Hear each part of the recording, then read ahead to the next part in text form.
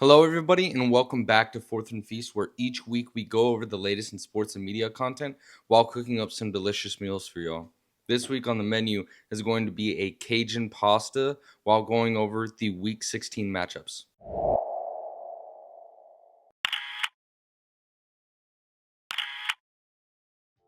The first matchup this week is going to be the Broncos at the LA Chargers. Oregon Ducks quarterback versus Oregon Duck quarterback. This is going to end up having a lot of playoff implications as the Broncos just jumped ahead of the Chargers in their division for that second place position right behind the Kansas City Chiefs. Starting it off with the Broncos defense, Bo Nix has looked pretty good this season as a rookie quarterback. Even though these last 3 weeks he has struggled, but the offense has done good otherwise, mainly because of how solid that defense is. Last week, he threw 3 touchdowns and 250 plus yards, but he also had 3 interceptions.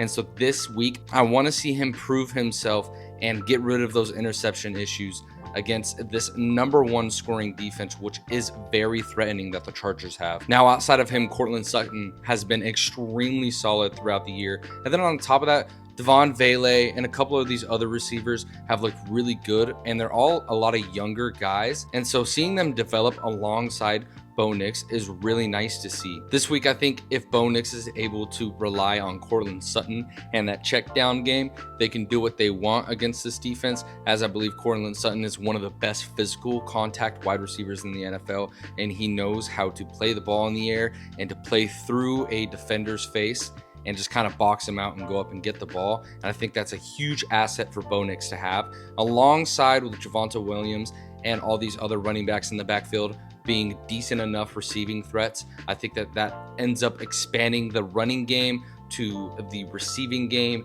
and just kind of helping them facilitate the ball a little bit more.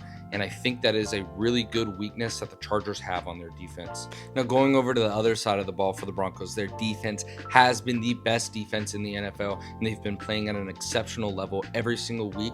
And starting it off, I think that the linebackers aren't talked about enough, but I think that they are the cornerstone of this defense, as they aren't really huge names, but they have been playing more than what they're being paid for, and they've just been playing at an exceptional level. And I want to see them keep on doing that and keep the ball in the air, as I believe if the Chargers are able to run the ball a decent amount with Mr. Gussie Bussy back there, I think that will help them control the game. We see with them losing J.K. Dobbins these last couple of weeks, the Chargers haven't been the same. And I think that if they are able to slow down the run, that affects this offense to throw the ball a lot more. And I think if you can get them throwing the ball, that's going to end up benefiting the Broncos because they are so good in the secondary. And for the Chargers offense, I want to see them run the ball, as it seems like that's their best way to control the game and keep the game in front of them. They're one of the best teams at milking the clock, and I know Justin Herbert has been extremely efficient recently and has been throwing the ball exceptionally well, but his receivers just still aren't there. Ladd McConkey's solid, Quentin Johnston's solid, same thing with Joshua Palmer, but it seems like they don't really have that one guy in there. Now, Ladd has stepped it up a lot more, but I'd love to see him more in that wide receiver 2 role than the wide receiver 1. And on this offense, they kind of have no other option just because there's not a whole lot of depth there, and they invested in their O-line so much, might as well use them. Their best bet in this game is to run the ball, as the Broncos D-line isn't super amazing. They do get a decent amount of pressure, but that's all off of simulated pressure with some blitzes and stuff like that. I think that if they're able to move some people and create some decent gaps for Mr. Gussie Bussy to run through, and hopefully he's, running at 100% and looking like his old self, I think that gives this offense an element and a level to the game that gives them the edge and gives them a lot more control. And going over to the Chargers defense, like I said earlier, they are the number 1 scoring defense, as they are littered with great Pro Bowl players at every single position. And I want to see them step it up and put a lot of pressure on Bo Nix and cause him to throw these interceptions. I know I said earlier with him throwing the ball to Courtland Sutton on the outside might end up being a threat, but I would love to see what Derwin James can do. Maybe pick off the ball, maybe pop him or something like that. I think that that's going to be a huge competition battle, best versus best. And I think Derwin James is better than Courtland Sutton.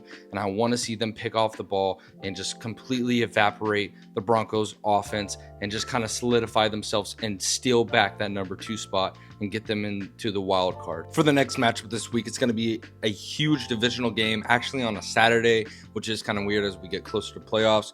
It's going to be the Steelers at the Ravens. Starting it off with the Steelers offense, it looks like George Pickens is back, and this offense has been in a huge slump ever since he left. I haven't had a lot of faith in them, as they seem like they don't really have any other receivers outside of George Pickens or anybody to really replace him in any sort of way. I was wanting to see what Mike Williams can do, and he's been given a lot of opportunities, but it just shows his age is starting to matter, and he's just not the guy. George Pickens is levels ahead, as I think he is a top 10 wide receiver in the NFL, and I want to see what he could do against this horrible Baltimore Ravens defense. Outside of him, Najee Harris and Jaylen Warren have looked pretty decent this season, especially as of late, as they have stepped it up in the absence of George Pickens and a couple of their other receivers. Pratt Freiermuth have looked pretty good as well, and I think that they are some threats against this Ravens DBs, as I don't think that they are really able to cover either of these guys, just because they are so big and so physical, and they know how to catch the ball at the catch point, and Russell Wilson makes these 50-50 balls turn more into 70-30 balls.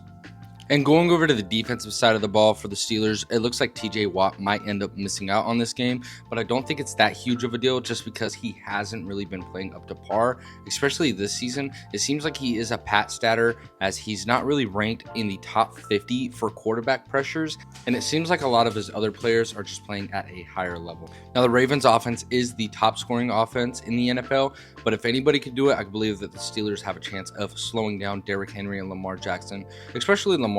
These last couple of weeks, he's been playing exceptionally well. Derrick Henry has taken a bit of a slump. I think cutting off the dreads maybe has affected that a little bit, as I think that gave him a lot of his aura, and now he's losing all of his aura points with no dreads. And going over to the Ravens offense, I want to see them put Lamar Jackson back in the MVP conversation, as I think he's more deserving than anybody else of it. He only has 3 interceptions on this year, and none of them were his fault, which is just an insane stat. On top of that, he has 35 plus touchdowns.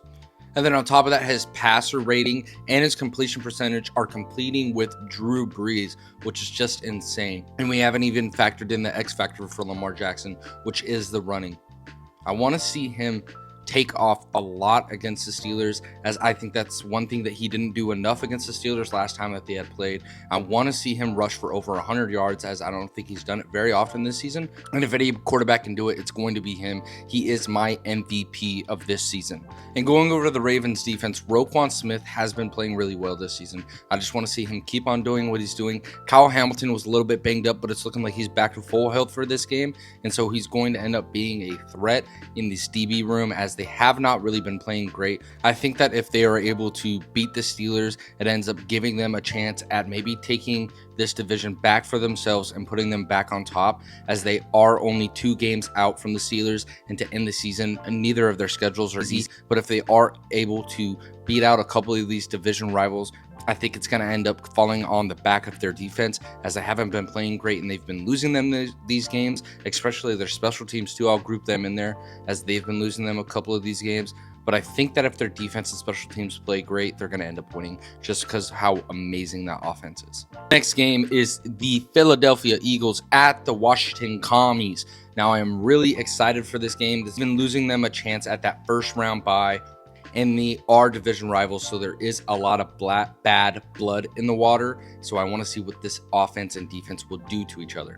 Starting it off with the Eagles offense, they've looked amazing, and it looks like A.J. Brown is back to getting his fair share of passes, along with Smitty, who had a field day last week. And it's looking like Dallas Goedert might actually be able to come back for this week, who is the facilitator in this offense, as I think that he is the most trustworthy guy that Jalen Hurts has, as I feel like he's more comfortable with him whenever he is on the field. Now, you cannot talk about the Philadelphia Eagles without talking about Saquon Barkley, and this game is going to be huge for him.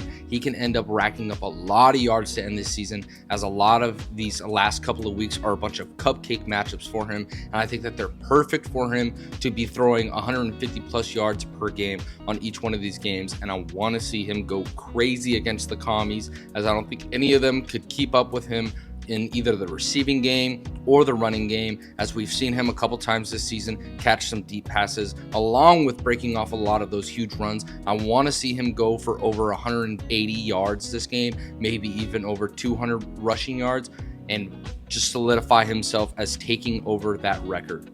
and I want to see him do it a week early. He has a chance, a legitimate chance, to getting it knocked out in 16 games instead of 17 games, which is the same amount of games as Eric Dickerson did back in the day, and it will just leave no little stars or asterisks by his name saying that it was a 17-game season. And I want to see Saquon cook and just really kind of spit in the Giants' face and this whole GM and franchise, as I believe that he is one of the top players in the NFL. To the Eagles defense, I've talked about them a lot this year as they have been playing as a top 5 defense. All of a sudden, they've been playing super well, especially with a lot of their young talent. You don't expect it. Nolan Smith, Jordan Davis, a lot of these Georgia boys, Jamal Dean, all of these guys have just really been playing at an exceptional level, and I just want to see them keep on growing and doing what they've been doing. Slow down Jaden Daniels. You are going to have to create a lot of pressure and do it with little amount of people. I think that they should only be rushing 4 all game because the Commies do a lot of chip blocking, and it isn't for the best. Zach Ertz really isn't the best blocker, and neither is Brian Robinson Jr. I think that if they are able to get pressure with 4, it is going to end up being huge dividends. As we seen last week, the Saints were able to generate 6 sacks, which aren't an amazing D-line, but we were able to get 6 sacks against Jaden Daniels, and it ended up giving the Saints a chance to win the game at the end. I think that if the Eagles are able to do the same thing that the Saints did last week, I think that this game is easily in the bag for them, and this defense just needs to play half as good as the Saints have, and I think that they have more talents than the Saints have, so I think that this is going to be one of the best matchups, and they're going to be able to stat pat against Jaden Daniels a little bit. For the Commies offense, now Jaden Daniels is no guy to sneeze at with those 6 sacks. He also did really well under pressure too, throwing some Mahomes-like passes with some jump passes and stuff like that. It's just whether or not these DBs are able to keep up, and I think that the DBs for the Eagles do have a really good shot. Jaden Daniels is amazing. He is still a rookie though, so he is prone to mistakes. Now I want to see him find the holes in the zone. I know that they do run a lot of zone coverage compared to most teams in the NFL, and it makes sense as they have the DBs that can cover the ground, but I want to see if Jaden Daniels can create with his legs, get away from pressure, and really just find the holes in the zone and move the ball down the field. I don't think Scary Terry is going to end up being a huge threat in this game, as last time they had met, he only had 1 catch. Don't expect him to do too much this game, but Scary Terry is always the X factor in the red zone, along with Brian Robinson Jr. On top of that, if this offense does amazing and ends up pushing them into the playoffs, if they can win this game, I think it solidifies them as a legitimate wildcard team, and I think it also pushes them forward as proving that they can win playoff games against these amazing teams and maybe even be the first rookie quarterback to make it to the Super Bowl. And for the Commies defense, you're going to have to find a way to slow down Saquon Barkley. If I was them, I'm loading the box as much as I can and spreading it out and praying that Bobby Wagner is playing downhill at an exceptional level as he has been all season and just being a secure tackler. If I am them, I'm loading 5 up on the line and I'm spreading them out as wide as possible, as I believe Saquon on the outside is a lot more dangerous than he is down the middle, and let Bobby Wagner solidify the middle. Now for the passing, you don't really have too much hope as you are one of the worst passing defenses, but if you're able to eliminate the big play, which is what the Eagles offense rely on a lot, I think that that does give you a huge chance in this game as your offense is amazing. I think that if you're able to hold them under 30 points, it gives you guys a serious chance of winning this game. Now to end it all off, I'm just going to run through the rest of the games real quick for you guys. First one's going to be Texans at Chiefs. I have the Texans winning that one just because I don't think Mahomes is going to play. Giants at Falcons. I have Michael Penix winning that one. He's going to end up having a huge game. And I think that it's so stupid. I'm going to go on a little bit of a rant. I don't know why they're starting Michael Penix at this point in the season. There is no point. They have 2 cupcake matchups back-to-back with 2 of the worst defenses in the NFL. Of course, they're going to start him here and let him throw up all these stats. And if they make the playoffs, what's the point? You're not going to run with Michael Penix in the playoffs. You would rather run with Kirk Cousins. So you're throwing away the season whenever you still have a decent chance of making the playoffs and taking this division back for yourselves, just to develop a guy a little bit more who you weren't expecting to start for another 2 years. So I think that this is all kind of pointless, benching Kirk Cousins, as he is more of the veteran guy and he is going to be the guy on this offense that runs it. And Michael Penix is going to cook because he fits in this offense extremely well. He is a deep ball guy. His favorite route to throw in college was the slot fade, and he's got some of the best receivers to do that with Drake London and Kyle Pitts, just both being big body guys. And that's why we've seen Darnell Mooney doing so well, is because Kirk Cousins really knows how to throw over the middle exceptionally well and throw all this quick stuff in this quick game, because he doesn't have the arm strength or the power to get it there, but he has the accuracy. So that's why we've seen Darnell Mooney and Ray McCloud do a lot more than what we were expecting going into this season. Next game is going to be Lions at Bears. Super interesting. I actually have the Bears in this game. I think the Lions are just so injured. One is the Cardinals at the Panthers. I have the Panthers winning this one. This game is the LA Rams at the Jets. I have the Rams winning that one, as they are the best offense in the NFL in my personal opinion. Puka Nacua is an absolute dog, and I think he's already solidified himself as a top 5 wide receiver. Browns at the Bengals. I have the Bengals winning this one. I really hope that they end up making the playoffs. Titans at the Colts. I have the Colts winning this one. Vikings at Seahawks is going to be another really interesting game. I have the Vikings winning this one. This defense is just amazing. Patriots at Bills. I think it's going to end up being a really close game and not a super high scoring game. I have the Bills winning that one easily though. Jaguars at the Raiders. I have the Jaguars winning this one. BTJ is looking like the best out of all these rookie wide receivers. 49ers at the Dolphins. I have the Dolphins winning this one. I want to see them making a playoff push. Bucks at Cowboys. Keep your eyes out. This is going to end up being a really good game, and I'm super excited that it is the Sunday night game. I think Cooper Rush and Rico Dowdle has been playing at an exceptional level, and I want to see the Bake Show just keep on doing what he's doing. And to end it all off, the Monday night game is going to be the Saints at the Packers. I think Packers obviously win this one. I don't even know who's going to start at quarterback for the Saints. If you did make it this far in the video, I wanted to start off by saying thank you guys. And if you could, leave a like, subscribe, and click on all the socials below. Give me a follow. And if you guys have any other recommendations for the offseason, if you could leave those in the comments as well. God bless. Have a good day.